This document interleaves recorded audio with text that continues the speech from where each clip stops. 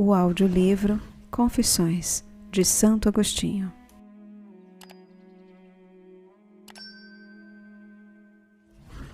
Livro 12º, Parte 1, Capítulo 1. Prece. Inquieto está meu coração, Senhor, quando na miséria de minha vida é atingido pelas palavras de Tua Escritura Sagrada. Por isso, geralmente, a abundância de palavras é testemunho da pobreza da inteligência humana. A busca usa mais palavras que a descoberta, é maior o pedir que o obter. A mão que bate cansa-se mais do que a mão que recebe. Mas nós temos Tua promessa, quem a destruirá? Se Deus está conosco, quem será contra nós? Pedi e recebereis, procurai e encontrareis, batei e abrir-se-vos-á. Porque todo o que pede recebe, todo o que procura encontra, e a todo o que bate se lhe abrirá. São promessas Tuas, e quem temerá ser enganado quando a promessa vem da verdade?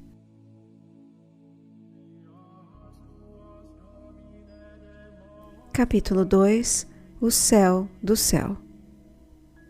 Que a humildade de minha língua confesse a Tua grandeza que criaste o céu e a terra, este céu que vejo, esta terra que piso, e de onde tiraste a terra que trago em mim. Sim, criaste tudo isto. Mas, Senhor, onde está o céu de que nos falou a voz do salmista? O céu do céu pertence ao Senhor, mas Ele deu a terra aos filhos dos homens? Onde está esse céu que não vemos, e diante do qual tudo que vemos é apenas terra? De fato, todo este mundo material, cuja base é a terra, embora não seja inteiramente belo com toda parte, recebeu até em seus últimos elementos uma aparência atraente. Mas comparado com esse céu do céu, o céu de nossa terra também não passa de terra. Por isso, não é absurdo chamar de terra esses dois grandes corpos visíveis, se o compararmos a esse céu misterioso que pertence ao Senhor e não aos filhos dos homens.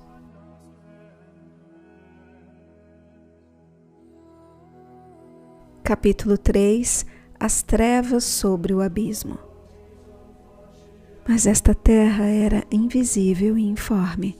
Era um profundo abismo acima do qual não pairava nenhuma luz, pois não tinha nenhuma forma.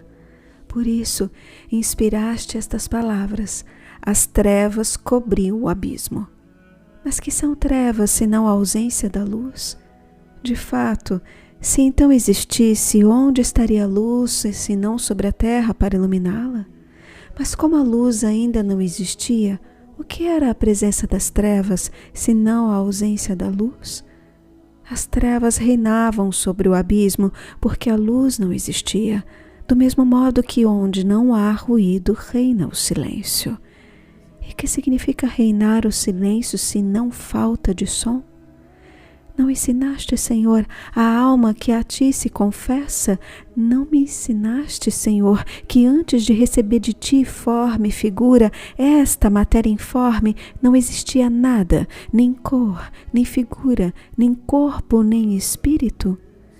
Não era um nada absoluto, mas massa informe, sem figura alguma.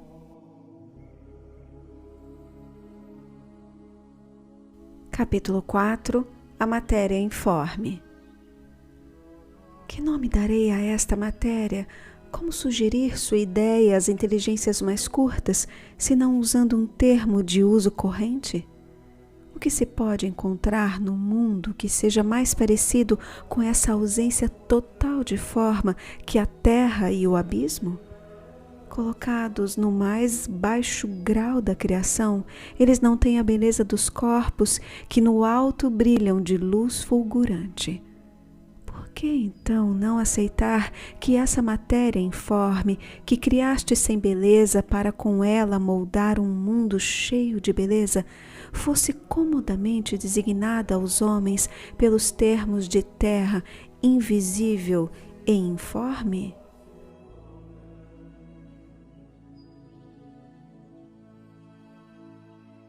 Capítulo 5. Sua natureza. Assim, quando o pensamento indaga o que nossos sentidos podem colher a respeito dessa matéria, responde a si mesmo: não é nem forma inteligível como a vida, como a justiça, porque é a matéria corpórea, nem uma forma sensível, porque nada há que se possa ver ou perceber no que é invisível e sem forma. Quando o pensamento humano fala desse modo, procura conhecê-la ignorando-a ou ignorá-la conhecendo-a?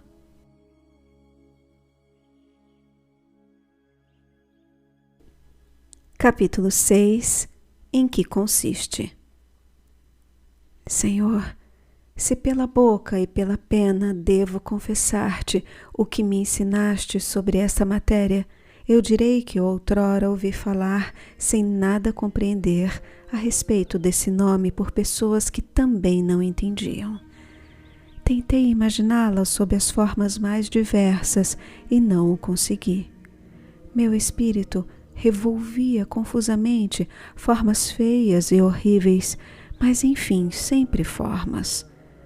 Chamava de informe essa matéria, não porque imaginasse sem forma, mas por tê-las tão estranhas e bizarras que, se a visse, afastaria meus sentidos e confundiria minha fraqueza de homem. Por isso, o que eu concebia era informe, não por ausência de qualquer forma, mas por comparação com formas mais belas. A reta razão me persuadia. Se eu quisesse conceber algo absolutamente informe, a suprimir nele todo resquício de forma, mas eu não conseguia. Parecia-me mais fácil negar a existência do que estava privado de toda forma, do que conceber um ser a meio termo entre a forma e o nada, e que não fosse nem forma, nem nada, um ser informe, um quase nada. Então, minha inteligência deixou de inquirir minha imaginação, cheia de imagens de formas corpóreas, que ela variava e mudava a seu talante. Fixei a atenção nos próprios corpos. Analisei mais profundamente essa mutabilidade pela qual eles cessam de ser o que eram e começam a ser o que não eram. Suspeitei que essa transição de uma forma para outra se fazia por meio de algo informe e não do nada absoluto. Mas meu interesse era saber, e não apenas supor, e se minha voz e minha pena te confessassem em detalhes as soluções deste problema que me inspiraste, qual de meus leitores teria paciência para me entender? Contudo, meu coração não deixara de te honrar com cânticos de louvor por essas inspirações, por aquilo que não tem palavras capazes de exprimir. É a própria mutabilidade das coisas que é susceptível de assumir todas as formas em que se transfiguram as coisas mutáveis. E o que é essa mutabilidade? É espírito? Será talvez corpo? Seria uma espécie de espírito ou de corpo? Se pudéssemos dizer um nada que é algo, ou o que é e não é, eu a chamaria assim. No entanto, era necessário que ela existisse de alguma maneira para tomar essas formas visíveis e complexas. Capítulo 7. A criação do nada. Mas de onde essa matéria tirava seu ser, se não de ti, por quem existe toda e qualquer coisa? Quanto mais difere de ti uma coisa, mais longe de ti está, e não se trata de distância espacial. Portanto, és tu, Senhor, que não mudas ao sabor das circunstâncias, mas que é sempre o mesmo e o mesmo, santo e santo e santo, Senhor Deus Todo-Poderoso. És tu, Senhor, que no princípio que vem de ti, em tua sabedoria, nascida de tua substância, fizeste algo do nada. Criaste o céu e a terra, isso não com tua substância, mas nesse caso tua criação seria igual ao teu Filho unigênito, e por isso iguais a ti mesmo. E não seria justo que o que não é da tua substância fosse igual a ti. Mas fora de ti nada existia com que pudesses fazer o céu e a terra, ó Trindade una, unidade trina. Por isso, criaste do nada o céu e a terra, duas realidades, uma imensa e outra pequena, porque és todo-poderoso e bom, e só podes criar coisas boas, o grande céu e a pequena terra. Fora de ti nada havia, e desse nada fizeste o céu e a terra, tuas duas obras, uma próxima de ti e a outra próxima do nada. Uma que tem acima de si apenas a ti mesmo, e a outra que nada tem inferior a ela.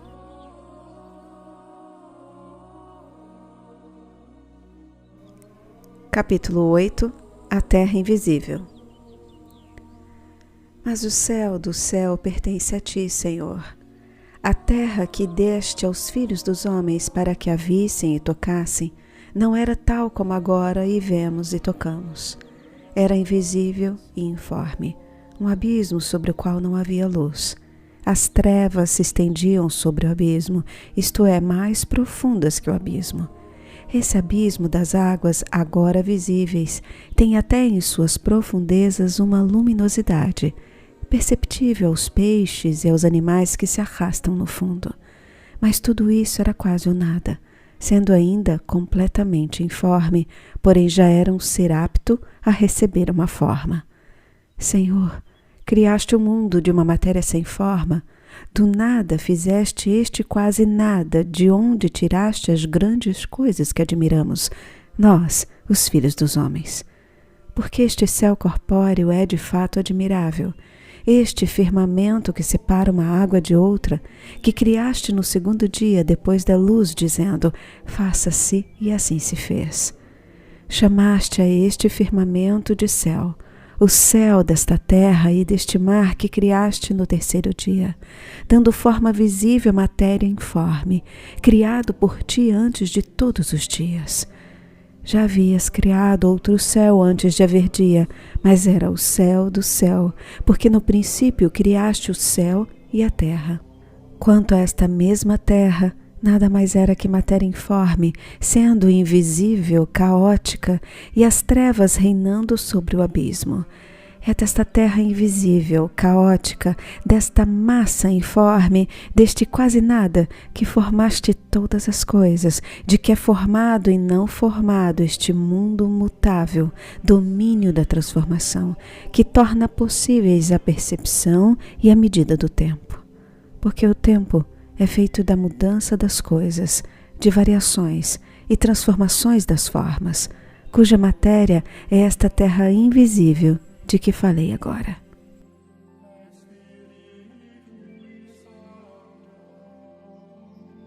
Capítulo 9. A criação do tempo. Por isso o Espírito que instruiu teu servo quando relata que no princípio criaste o céu e a terra, cala-se sobre o tempo, guarda silêncio sobre os dias.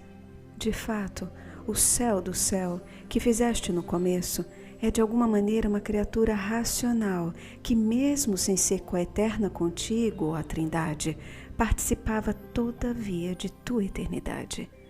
A doçura de te contemplar beatamente e mantém imóvel e unida a ti sem movimento. E desde sua criação escapa às vicissitudes fugazes do tempo. Porém, esta massa informe, esta terra invisível, este caos, tu não enumeraste entre os dias. De fato, onde não há forma nem ordem, nada vem, nada passa, e, portanto, não pode haver nem dias, nem sucessão de espaços temporais. Capítulo 10. Invocação à verdade. Ó verdade e luz de meu coração, faze com que se calem as minhas trevas. Deixei-me cair nelas e fiquei às escuras, mas mesmo no fundo deste abismo, eu te amei ardentemente. Andei errante, mas lembrei de ti. Ouvi tua voz atrás de mim, que me exortava a que me voltasse, mas dificilmente podia escutá-la, por causa do tumulto de minha alma, e agora eis que ardente e anelante volto à tua fonte. Que ninguém me impeça, beberei de sua água, e assim viverei. Que não seja eu minha própria vida. Vivi mal por minha culpa e fui a causa de minha morte. Em ti eu revivo. Fala-me, ensina-me. Creio em teus livros e tuas palavras encerram profundos mistérios.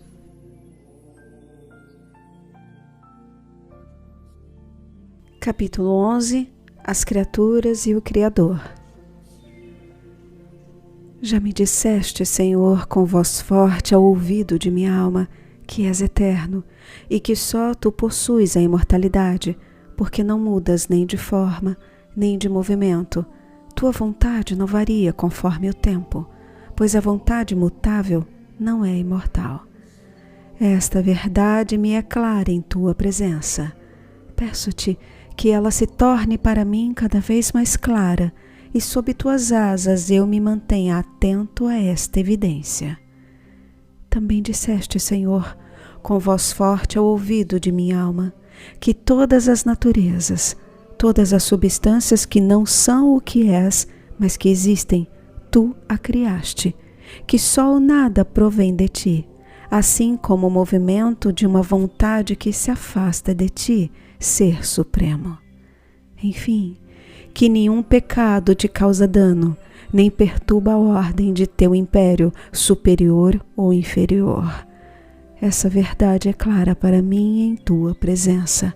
Peço-te que se torne para mim cada vez mais clara, e que sob tuas asas eu me mantenha atento a esta evidência. Também disseste, Senhor, com voz forte ao ouvido de minha alma, que essa criatura que tem em ti seu único deleite não te é coeterna, que goza de ti em união casta e duradoura, sem nunca trair em parte alguma sua natureza mutável, que se conserva sempre em tua presença e unida a ti com todo o seu amor, não tem de esperar futuro, nem que recordar passado, imutável pois com o tempo e o vir a ser.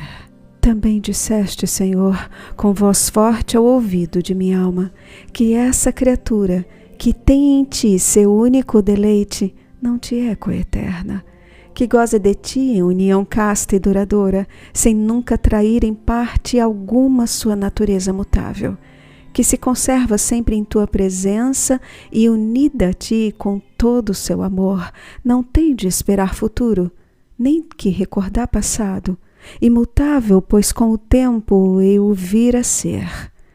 Feliz criatura se existe por participar de tua felicidade, feliz de ser perenemente habitada e iluminada por ti.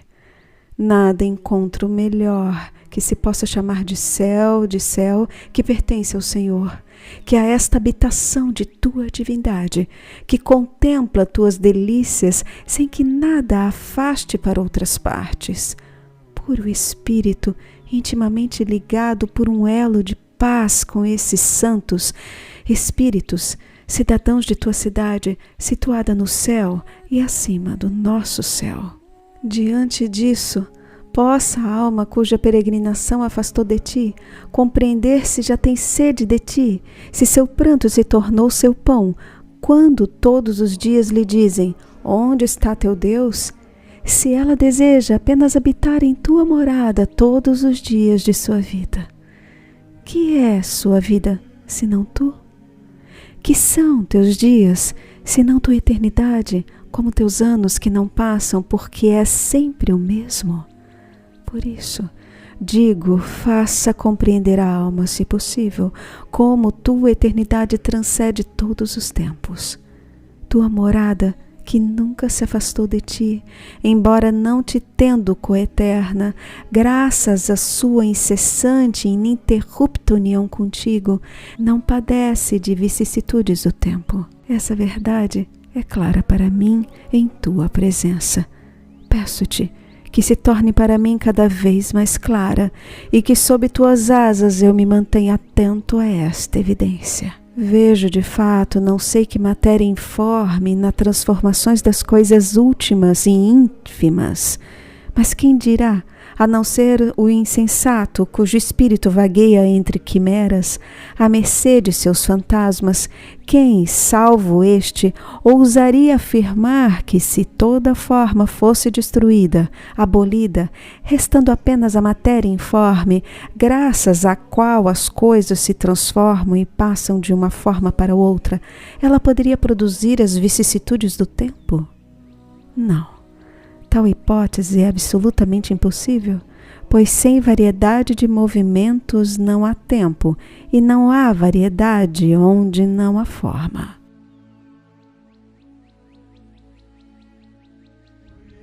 Capítulo 12. A criação e a eternidade.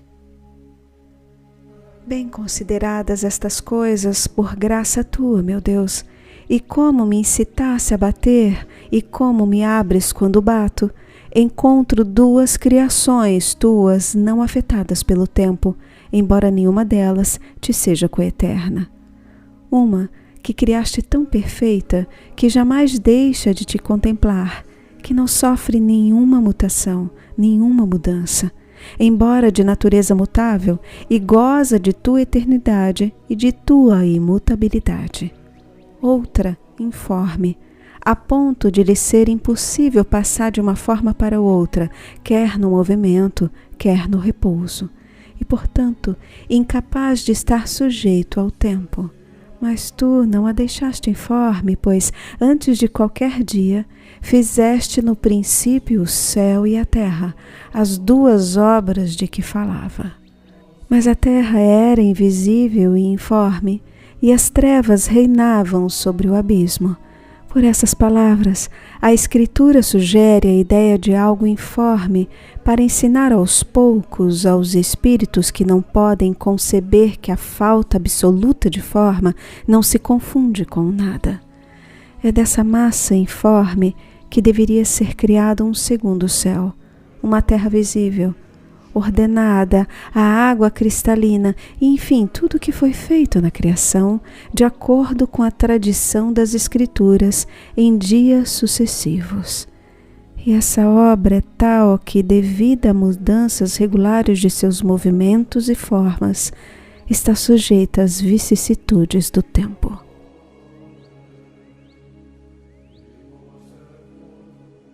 Capítulo 13. O céu e a terra em Gênesis.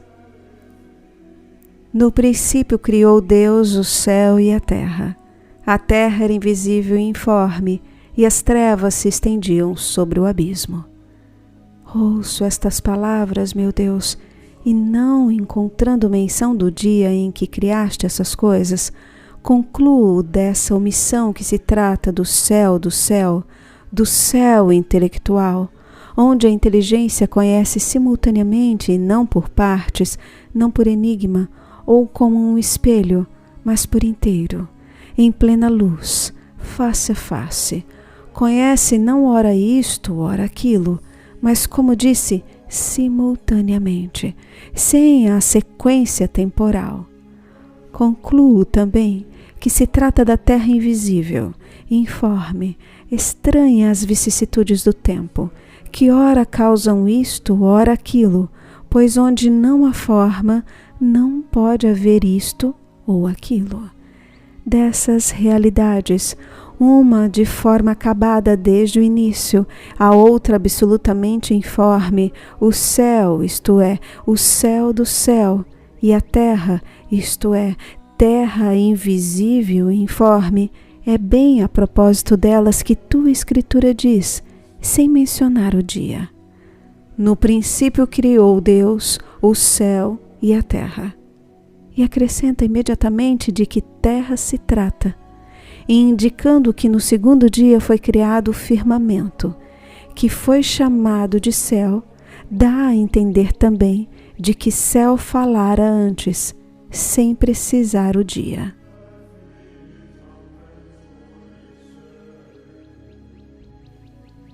Capítulo 14. A profundidade das Escrituras. Admirável profundidade das tuas palavras.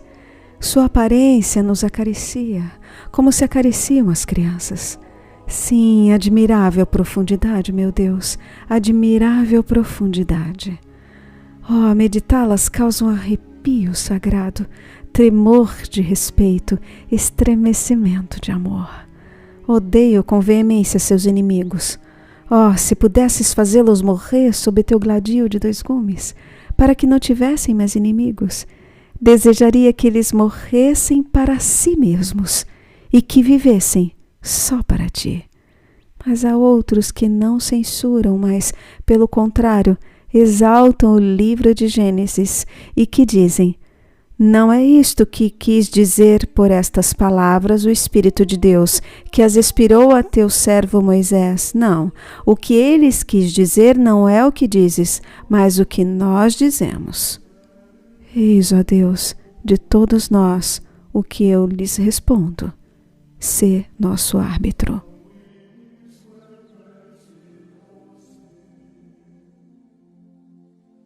Capítulo 15. O que dizem seus inimigos?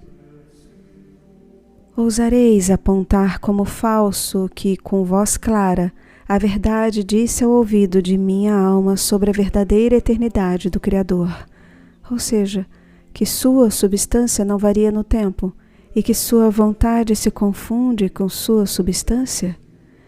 E que por isso ele não quer ora isto ou ora aquilo, mas quer o que sempre quis, simultaneamente e para sempre.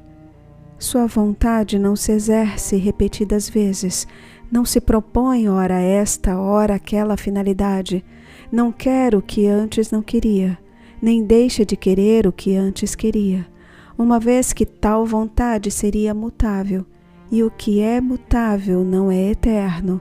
Ora, nosso Deus é eterno.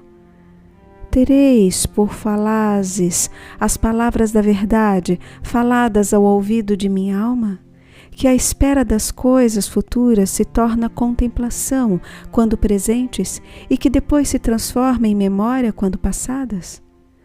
Que todo pensamento que varia assim é mutável e que nada do que é mutável é eterno? Ora, nosso Deus é eterno. E reunindo e condensando estas verdades, deduzo que meu Deus, o Deus eterno, não criou o mundo por um novo ato de volição e que sua ciência não admite nada que seja transitório. Que respondeis então, meus contraditores? Será isso falso? Não dizem eles, mas então, será que erro afirmar que toda criatura que tem forma, que toda matéria susceptível de tê-la, recebe seu ser somente daquela que é bondade soberana, porque ele é ente supremo? Também não o negamos. Então, que negais?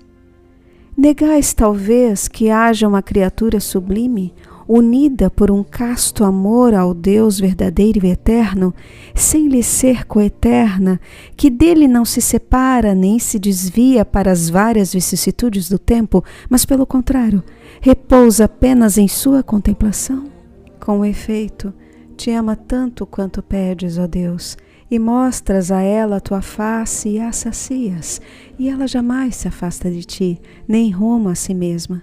Ela é a morada de Deus, não terrena e nem formada de substância do céu material, habitáculo espiritual que participa de tua eternidade, imaculada por toda a eternidade. Tu a fundaste pelos séculos dos séculos, estabeleceste uma ordem que não passará jamais. Contudo, essa lei não é coeterna, porque teve princípio, foi criada. Não encontramos o tempo antes dessa criação, porque a sabedoria foi a primeira de todas as tuas criações.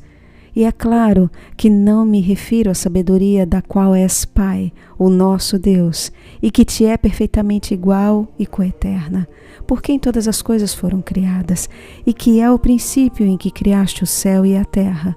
Refiro-me à sabedoria criada, dessa essência intelectual que pela contemplação da luz também é luz, e esta, embora criada, também chamamos de sabedoria. E assim como a luz que ilumina difere da luz refletida, a sabedoria criada difere da sabedoria incriada, e a justiça justificante difere da justiça nascida da justificação. Nós fomos também chamados de tua justiça, porque um de teus servos disse: para que em Cristo nos tornemos a justiça de Deus. Há, portanto, uma sabedoria criada antes de todas as coisas, e ela foi criada como espírito racional e inteligente, que habita tua cidade santa, nossa mãe, que está no alto, livre e eterna nos céus. E em que céus, se não aos céus dos céus, que te louvam, esse céu que pertence ao Senhor? Se não encontramos o tempo antes dessa sabedoria, é porque ela precede a criação do tempo, tendo sido criada primeiro, mas antes dela há a eternidade de seu Criador, de quem recebeu sua origem, e não do tempo, pois este ainda não existia, mas pela sua condição de criatura criada. Ela procede, pois, de ti, nosso Deus. Embora seja de essência absolutamente diversa da tua, não encontramos nenhum tempo, não apenas antes dela, mas nela própria, porque ela é capaz de contemplar sempre tua face, sem jamais se apartar de ti, sendo incólume as mudanças e as variações. Contudo, há nela certa mutabilidade que poderia torná-la tenebrosa e gélida, não fosse o grande amor que a une a ti e que brilha como meridiana luz e calor. Ó morada luminosa e pura, amei tua beleza e o lugar onde mora a glória de meu Senhor, teu Criador e Possuidor. Por ti eu suspiro durante meu exílio.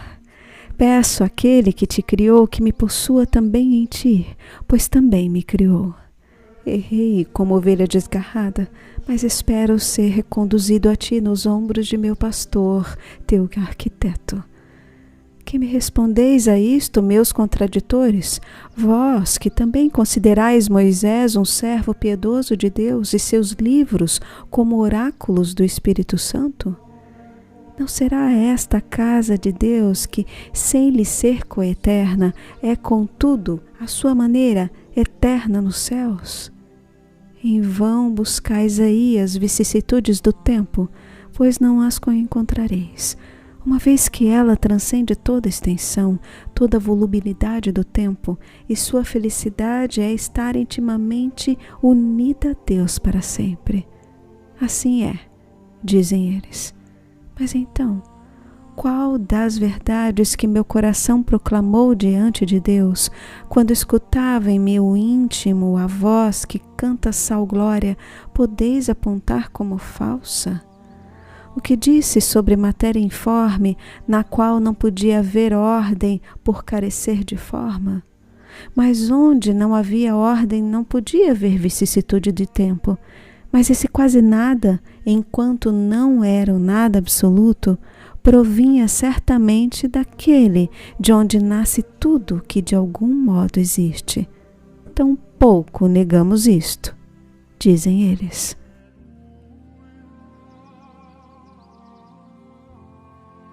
Capítulo 16. Outros adversários das Escrituras. Quero discutir diante de ti apenas com os que reconhecem por verdadeiras as afirmações que tua verdade revelou à minha inteligência. Os que a negam, que ladrem quanto quiserem até ficar roucos. Tentarei persuadi-los a que se acalmem e deem acesso em seus corações à tua palavra. Se não o quiserem e me repelirem, peço-te, meu Deus, que não te cales, não te afastes de mim. Fala com verdade em meu coração, porque só tu podes falar assim, e eu os deixarei fora, soprando o pó e levantando terra contra os próprios olhos. Retirar-me-ei em mim mesmo, levantando a ti cânticos de amor, soluçando altos gemidos durante meu exílio, lembrando-me de Jerusalém, voltando para ela meu coração. Jerusalém, minha pátria e minha mãe, e para ti que reinas sobre ela, seu pai, sua luz, seu tutor, seu esposo, suas castas e grandes delícias, sua firme alegria, enfim, todos seus bens inefáveis, porque és o único, soberano e verdadeiro bem.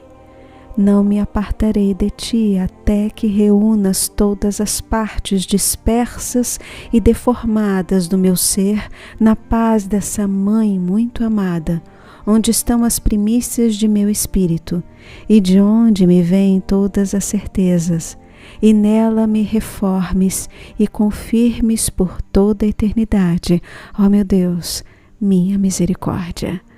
Aqueles que, sem negar essas verdades, respeitando tua escritura sagrada, obra do piedoso Moisés, e reconhecendo nela, conosco, a mais alta autoridade a seguir, e contudo nos opõe alguma objeções, dirijo estas palavras.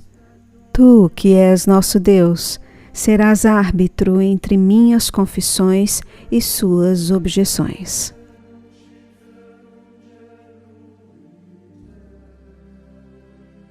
Capítulo 17. Opiniões diversas sobre céu e a terra.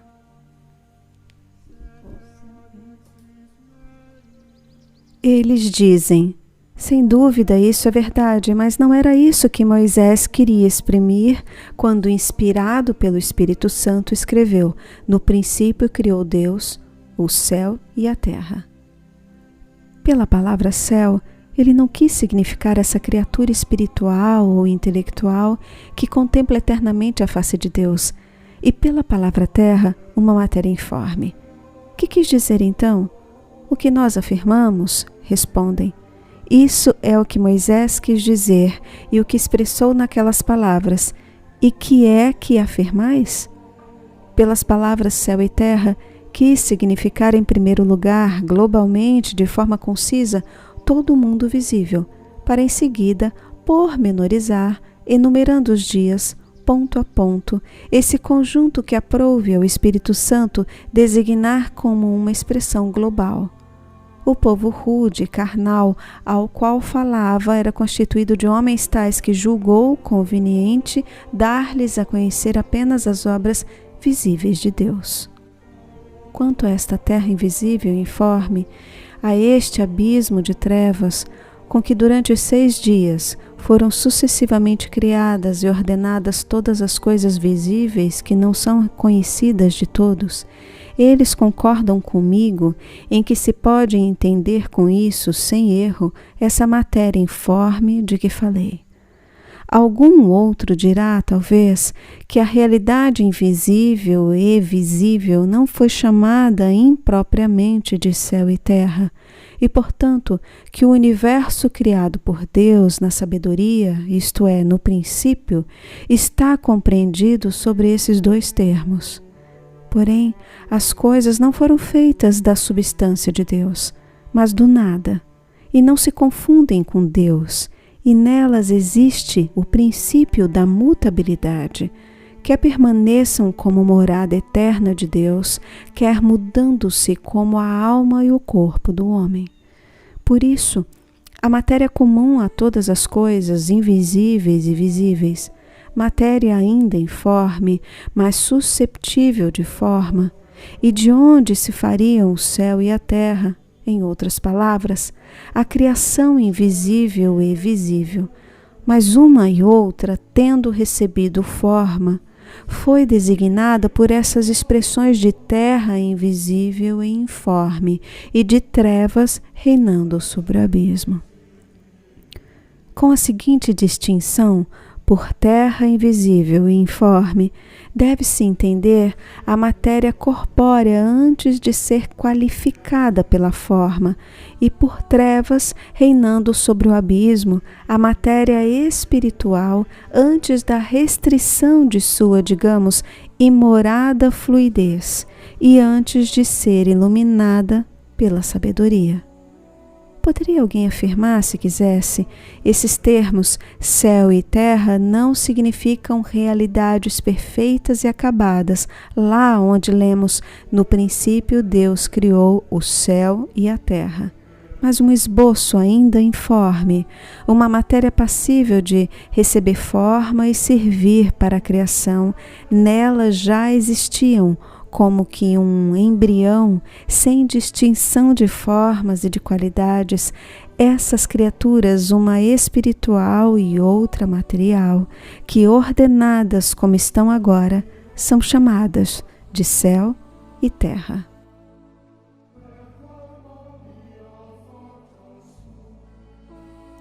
Capítulo 18. Outras interpretações.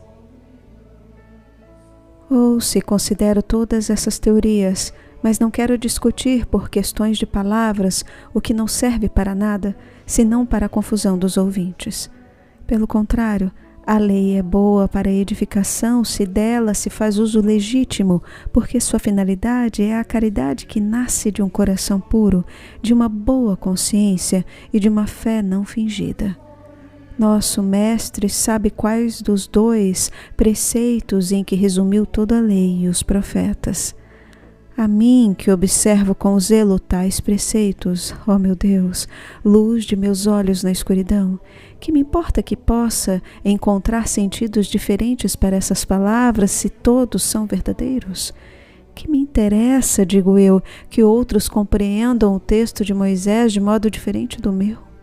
Nós todos que o lemos procuramos indagar e compreender o pensamento do autor, e como o julgamos verídico, não ousamos admitir que ele pusesse dizer ou que sabemos ou que consideramos falso. Assim, nos esforços que fazemos para compreender na Escritura Sagrada a ideia que o escritor quis transmitir, onde está o mal se o leitor interpreta o sentido que tu, luz de todas as inteligências sinceras, lhe fazes parecer verdadeiro, embora talvez não tenha sido este o pensamento do autor? E considerando que ele, pensando de outra maneira, só pensou verdades?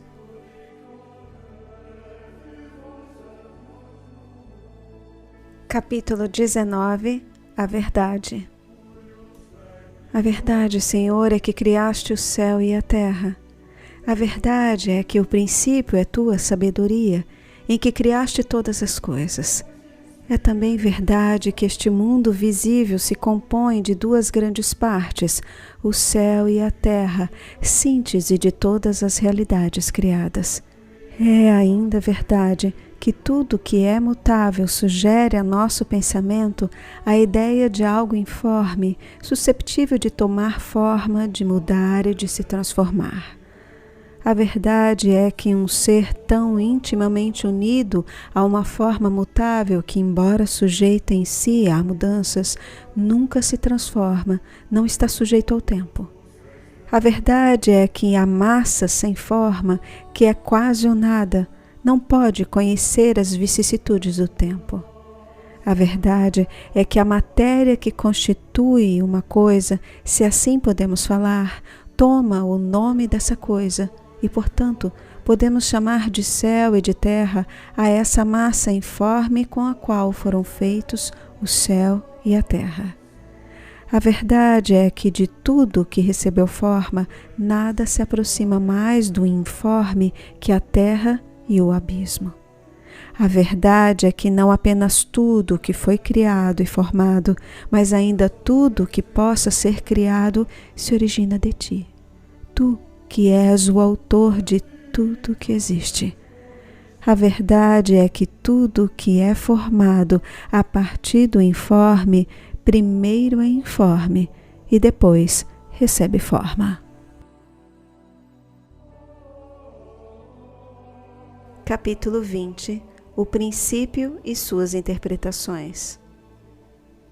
Todas essas verdades, das quais não duvidam os que de ti receberam a graça de ver com os olhos da alma, e que creem firmemente que teu servo Moisés falou em espírito de verdade, há quem dê esta interpretação.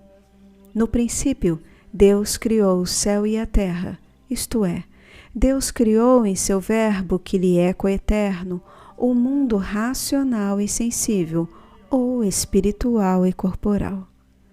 Outro diz: no princípio Deus criou o céu e a terra, isto é, Deus criou em seu Verbo, que lhe é coeterno, toda a massa do mundo corpóreo, com tudo o que contém de realidades manifestadamente conhecidas. Um terceiro diz: no princípio Deus criou o céu e a terra, isto é, Deus criou em seu Verbo, que lhe é coeterno, a matéria informe, duas criaturas espirituais e corporais. Outro afirma: no princípio Deus criou o céu e a terra, isto é, Deus criou a matéria informe das criaturas corporais, onde estavam ainda confundidos o céu e a terra, que agora distinguimos na massa do universo com suas formas bem distintas e determinadas. Um último diz: no princípio Deus criou o céu e a terra, isto é, desde que começou a agir, Deus criou a matéria informe, onde estavam contidos confusamente em potencial o céu e a terra, que depois receberam forma própria e que agora nos aparecem com tudo que neles existe.